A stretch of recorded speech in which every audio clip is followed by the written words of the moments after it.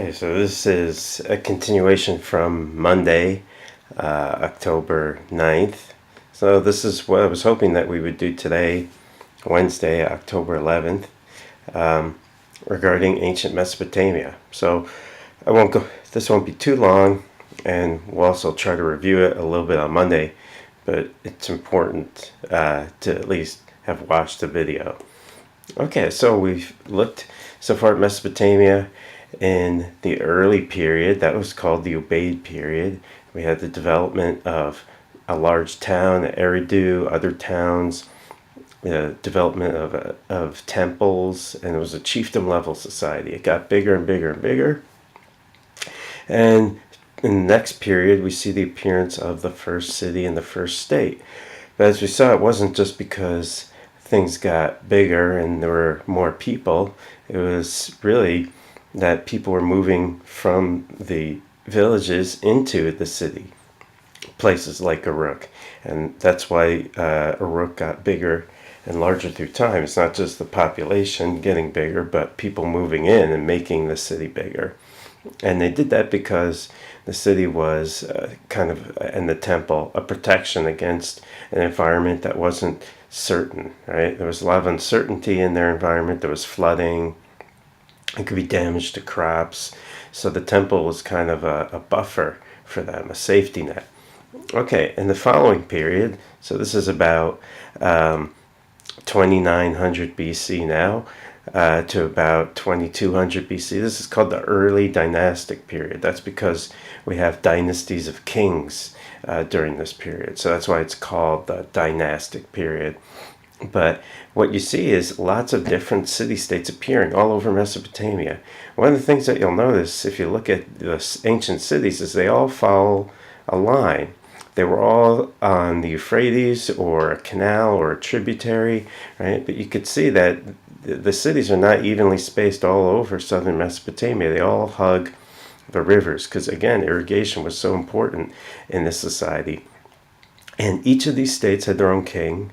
They all had their own patron god, right? So even though they believed in all of the gods, there might be one important god for each city that they pray to. And there was cooperation between all these cities, but there was also warfare, right? And this is where we really see warfare become important in ancient Mesopotamia, right? So what's evidence of warfare, right? Well, we've seen some evidence already in other places, like in Europe.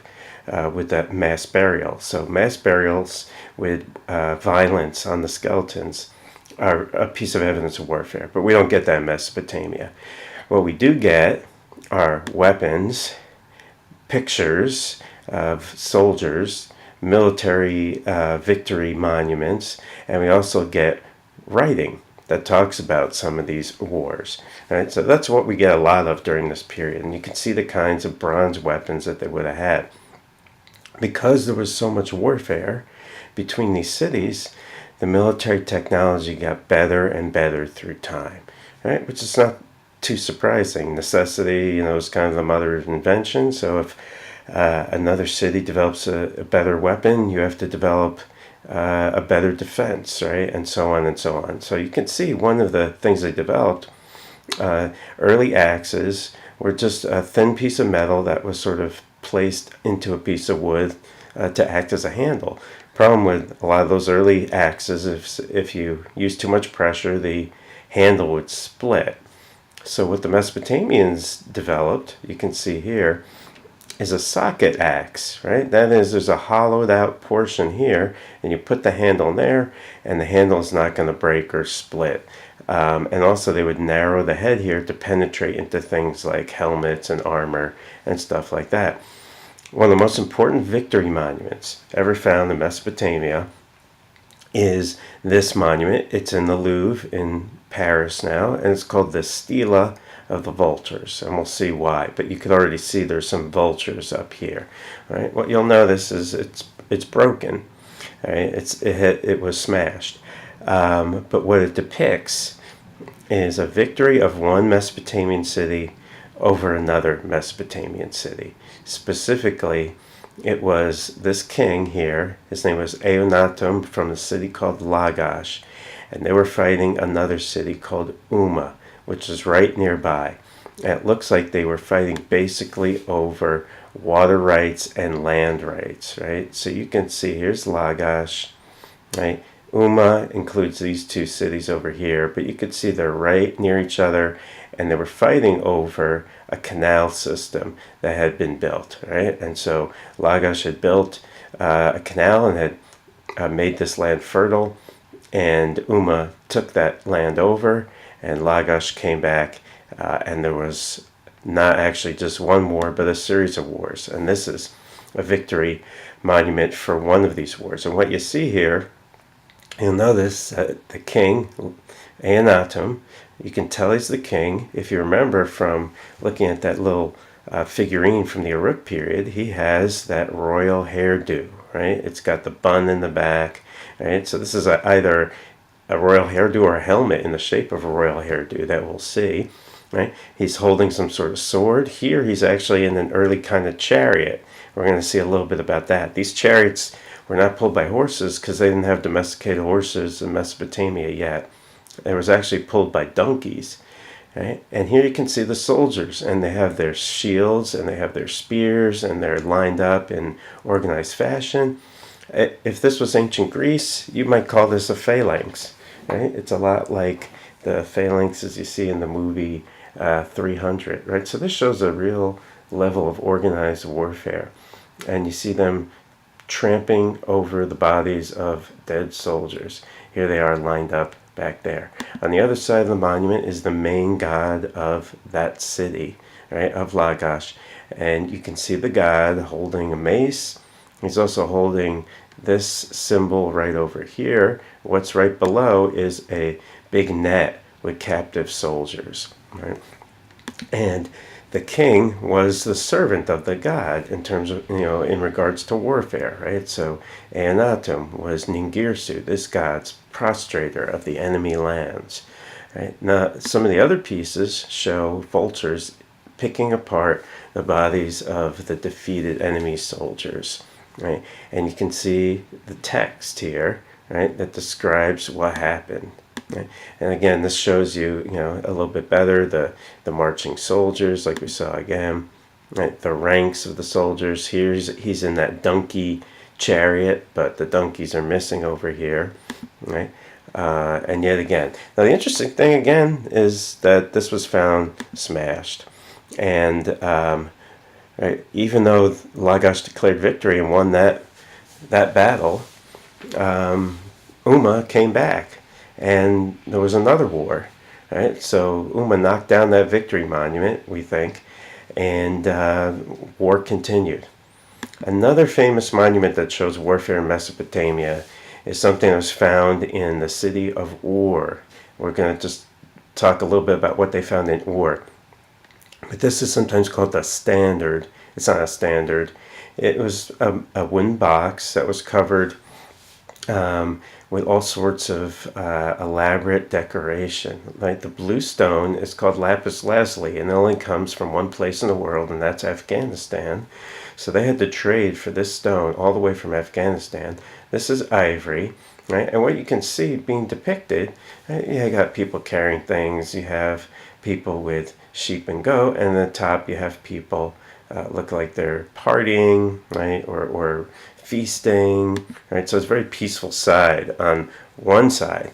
And then if you turn the standard over to the other side, it depicts scenes of war, right? So here you can see those donkey carts, those donkey chariots, rolling over enemy soldiers. You can see soldiers here marching, and they have naked captives, enemy soldiers that they took captive.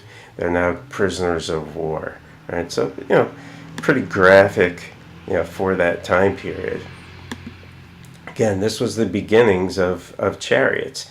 And you can see the donkeys over here. They've got 4 wheels, guys driving, one guy in the back is there with a javelin. It might look something like this, right? And you can see the royal hairdo helmet on the king.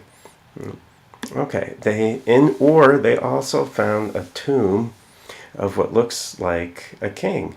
And you can see the actual helmet that painting was based off of. This is a piece of gold that was worked into a helmet with that royal hairdo. You can see it's very, very ornate. This is a gold dagger that was also found in the tomb with a handle of lapis lazuli.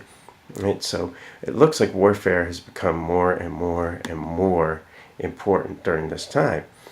And as a result, the role of kings changes. Right? And, you might wonder, okay, well, kings are usually the ones in charge of the army. They're the war leaders. So if there's more warfare, are kings going to benefit in general, or are they going to lose out in general? And what we see overall, right, very strongly, is that kings benefit in big ways from an increase in warfare. Right? Their power grows, their authority grows, their wealth grows. They become more and more of the leaders of each of these cities. Right? And you can understand why. If you have an enemy close by, you're going to put your trust in a leader who could potentially protect you. If you're a king, you benefit from warfare because you might be able to increase your lands, gain tribute, treasure that you loot from another city. Right? So there are big advantages for the leaders to actually go to war. And so what we see is that in the Uruk period, it's really the temples that are in charge. Right? The kings are kind of minor in the Uruk period. In the early dynastic period, the kings become really, really powerful. And we'll see some more evidence of that. We still obviously have the temples. The temples still remain important. Right? This is a little bit after the early dynastic period, but it's showing the famous ziggurat of Ur. So there would have been a more complete temple there, but this is a big mud brick platform. Each temple is dedicated to a god. The temple was considered to be the house of the god. It's where the god lived. Priests every day would perform sacrifices and bring food and offerings to the image of the god. What archaeologists have found next to these temples are statues. You can see here. And you can see that they depict men and women. So here's a female here, right? These two are female. Here's a shaved man. Here's a bearded man. And they all have these really, really wide eyes. And they hold their hands clasped like that. Right? Here's another good example. And what these are, actually, they're not images of gods. They're images of worshipers. So, if you were busy in ancient Mesopotamia, you can pray all day to your god. You'd make a statue of yourself praying before the god. And that statue would be placed in the temple before the image of the god. And it would pray on your behalf. Right? And you can see that they're wide-eyed because they're in awe before the god. They have their hands clasped in a stance of prayer. And so every day was part of the priest's jobs to take care of the temple and to place offerings. So here you can see priestesses and the priests placing offerings in front of the image of the god. Okay, what we find also, besides temples, right? We've talked about how kings become so powerful. The early dynastic period is the first period where we really find palaces. Right? When we're talking about a palace, we're talking about not only just the house of a king, but where the king would do business of government, meet officials, have scribes, things like that. Right? So this is an early palace you can see here. And this is the kind of room where the king would meet officials, but there would also be rooms where cuneiform tablets with documents would be kept. There would be an area where the king lived. There might be an area where things were made. Right? So this again shows how powerful kings become during the early dynastic period.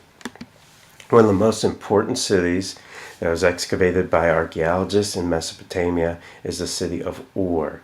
Right? And Ur is mentioned in the Bible as well as Uruk is mentioned, we talked about before.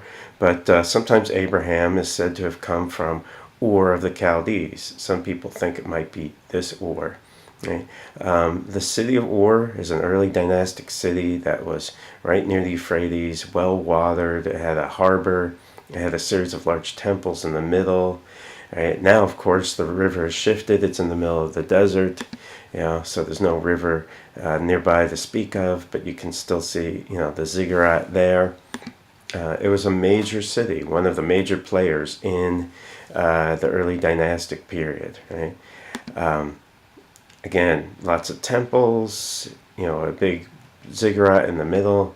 Would have had a palace, and another part of the city would have had a harbor here for ships to leave by the Euphrates and go down for trade. Right? You would have probably had marsh pretty close to the city, so there would have been agricultural land here, and then sort of the edge of the marshes. You could see a famous archaeologist named Leonard Woolley actually excavated some of the neighborhoods there, found remnants of houses, but the most important thing that he found at Ur was the royal tombs of Ur. Right? Some people think that this is one of the most important discoveries ever made in Mesopotamia. Right? And what he found was a cemetery that dated to the early dynastic period. You can see how far they had to dig to get all the way down to the levels of the early dynastic. They had to go through a lot of later material, stuff that was from like 600 BC and later, in order to get down to 23 or 2400 BC. Right? And you can see a little bit of the excavation there. So they finally got down the early dynastic period, and what they found was a very, very large cemetery. It had hundreds of graves, and the majority of the graves were pretty simple. Person buried with a few pieces of pottery, things like that. But there were 16 graves that were different from the rest, and he called them royal graves because there was a main person buried in the chamber with lots of wealth, gold, lapis lazuli, carved wood, things like that, and other things, as we're going to see. So he thought these people were royal, kings, queens. He wasn't exactly sure. Right?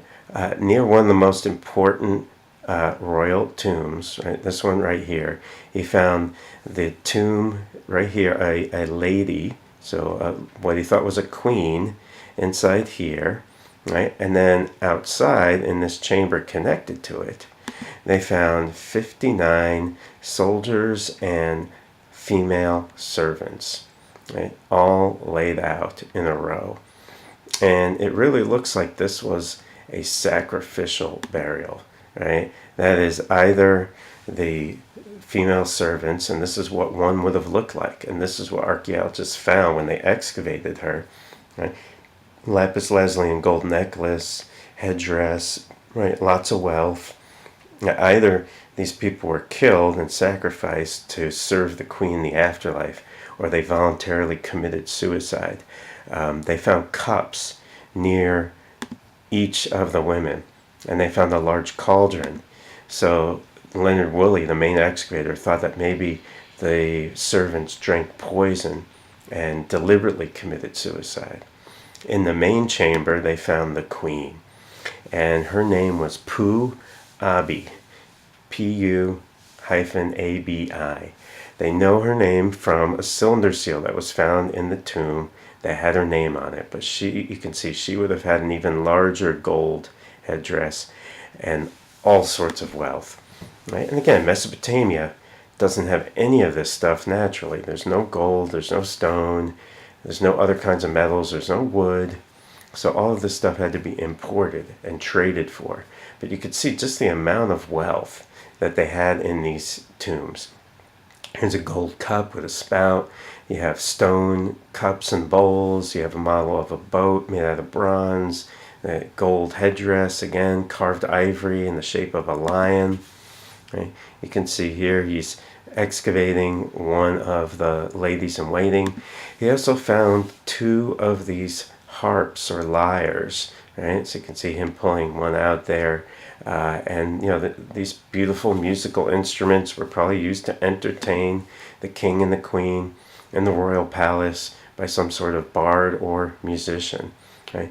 This was another interesting piece that he found. This is called the ram in the thicket, even though it's actually a goat, right? But again, you see just the level of skill and artistry and the amount of wealth that these rulers had access to, right? It's very clear that the elites, the rulers in Mesopotamia at this time had access to a lot of wealth. It's also pretty clear that they had a lot of power, because either people are being killed to serve them in the afterlife, or they're so powerful that people are willing to commit suicide to serve them in the afterlife. Right? So this is what the ram in the thicket is basically depicting, goat chewing on some of these leaves. So you could kind of imagine when Puabi died, they would have placed her body in one of these carts. There would have been a procession through the city, right? Then down into the pit, where people would have lined up. Puabi was placed in here, female servants and soldiers nearby. Then they were killed or committed suicide and then buried in this pit. Okay. One of the other things that they found, which is kind of neat, in the Royal Tomb of Ur, was a board game. Right? And this is sort of the predecessor to the backgammon. It's called the Royal Game of Ur. And it's basically a race game. People try to get their pieces around the board first. And there's a couple of apps that you can actually get for your phone if you want to play this game on your own. Right? Okay. Well, one of the things that I want to talk about next week, right, is what happens in Mesopotamia after. Because what you see after, is the development of an empire. An empire is very different from a state. Right? So what you had in the early dynastic period was independent states. Each city was its own state, just like Athens and Sparta in ancient Greece. But then you had the creation of an empire. And an empire is very different. And when you think about empires, you think maybe the Roman Empire, or the Mongol Empire, the Ottoman Empire, the British Empire, right? Some of these famous empires through history. And, what I want you guys to think about for next week, right? And we'll talk about this on Monday, is what is the difference between a state and an empire, right? So think about Sparta versus the Roman Empire, right? What are some of the big key differences? Also, I want you to think about, how do empires form, right? How does a state become an empire, right? Okay, and that's where we'll pick it up on Monday, and hope the exam went well for you today, and hope you were able to meet in your groups, and have a good rest of your week, and I'll see you on Monday. Please let me know if you have any questions.